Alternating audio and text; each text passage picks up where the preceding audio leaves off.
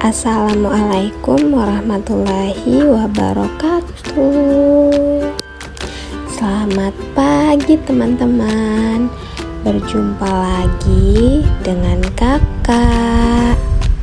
Nah, pada pertemuan kali ini kita akan mempelajari materi sistem pernafasan manusia, mapel IPA. Nah, ayo kita belajar bersama-sama ya teman-teman. Simak video ini sampai akhir ya. Nah, teman-teman, langsung saja kita ke materinya ya.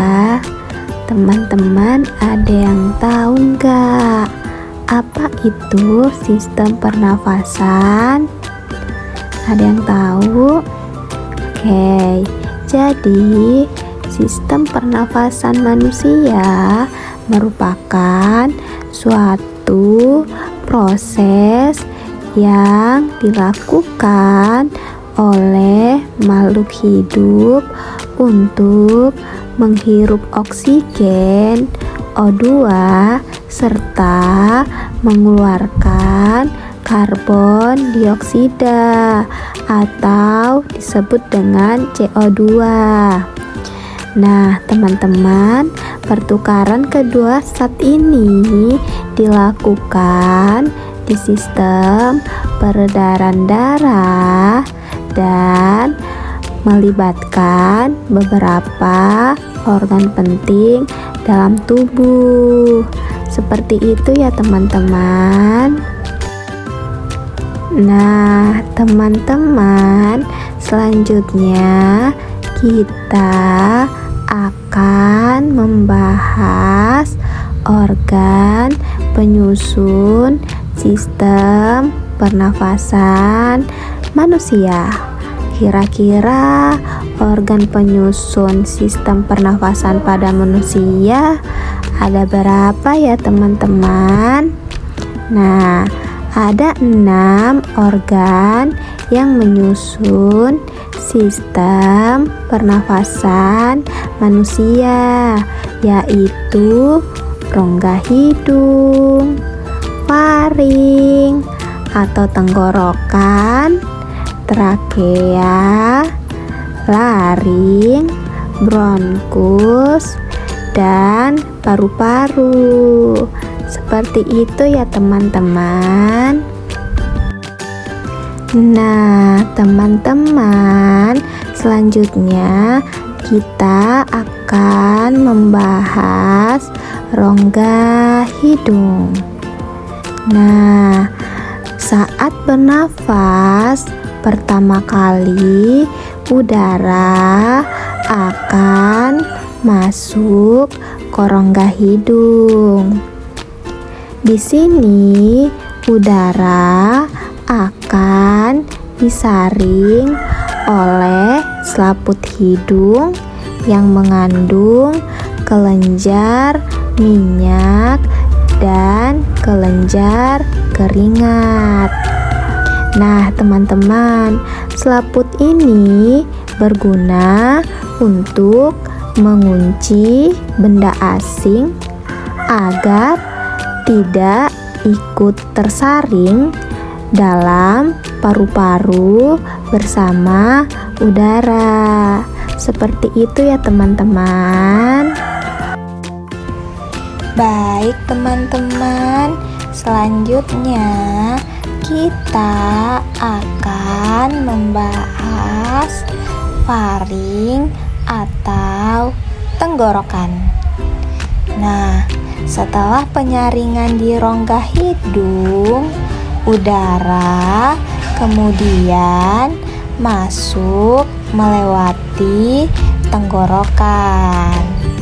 Nah, tenggorokan terdiri dari 2 saluran, yaitu saluran pencernaan serta saluran pernafasan.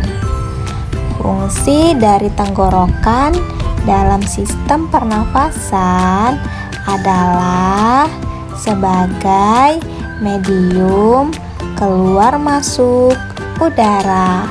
Jadi seperti itu ya teman-teman. Selanjutnya kita akan membahas trakea. Teman-teman, ada yang tahu nggak apa itu trakea? Nah, trakea atau batang tenggorokan terletak di depan kerongkongan. Nah, trakea berfungsi sebagai jalan utama udara atau oksigen menuju paru-paru. Organ yang satu ini berbentuk seperti tabung, berongga, dan panjang sekitar 10 cm dan berdiameter kurang dari 2,5 cm. Seperti itu ya teman-teman. Nah, teman-teman, selanjutnya kita akan membahas laring. Teman-teman, ada yang tahu nggak apa itu laring? Jadi, di laring itu terdapat dua pita suara yang akan terbuka saat bernapas dan tertutup ketika memproduksi suara. Nah, teman-teman, ketika bernapas, udara akan masuk melewati pita suara yang berhimpitan sehingga bergetar dan menghasilkan suara. Seperti itu ya teman-teman. Selanjutnya kita akan membahas bronkus. Nah, bronkus berfungsi sebagai penyedia jalan bagi udara terhirup yang masuk dan keluar dari dan ke paru-paru. Nah, bronkus ini mempunyai struktur yang persis seperti batang tenggorokan. Bedanya terletak pada kehadiran tulang rawan di cabang batang tenggorokan yang mempunyai bentuk yang tidak teratur. Seperti itu ya teman-teman. Baik teman-teman, selanjutnya kita akan membahas paru-paru. Nah, paru-paru terletak pada bagian atas rongga dada. Di bagian bawahnya terdapat diafragma dan di samping terdapat tulang rusuk.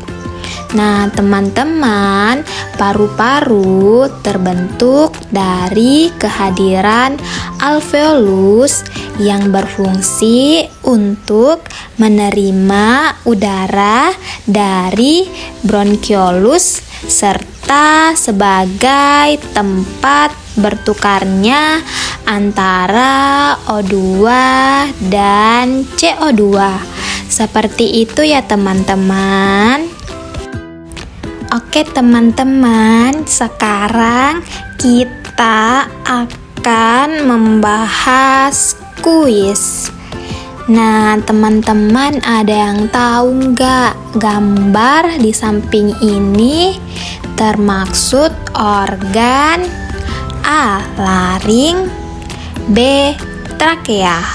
Kira-kira jawabannya apa ya? Ada yang tahu?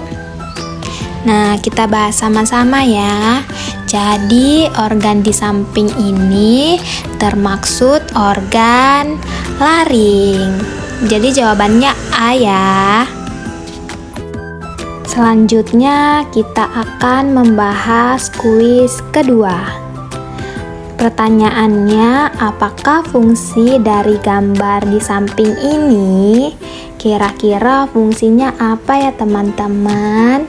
Ada yang tahu nggak? Nah, fungsi dari gambar di samping ini yaitu titik-titik. A. Mengunci benda asing agar tidak ikut tersaring dalam paru-paru. Atau B. Penyedia jalan bagi udara terhirup yang masuk dan keluar dari dan ke paru-paru. Kira-kira jawabannya apa ya teman-teman? Nah, jawabannya itu B, yaitu penyedia jalan bagi udara terhirup yang masuk dan keluar dari dan ke paru-paru. Seperti itu ya teman-teman. Teman-teman, sampai di sini dulu ya materi yang kakak dapat sampaikan. Semoga materi yang kakak sampaikan berguna dan bermanfaat bagi teman-teman ya. Kita akan bertemu di video pembelajaran selanjutnya. Kakak ucapkan terima kasih dan assalamualaikum warahmatullahi wabarakatuh.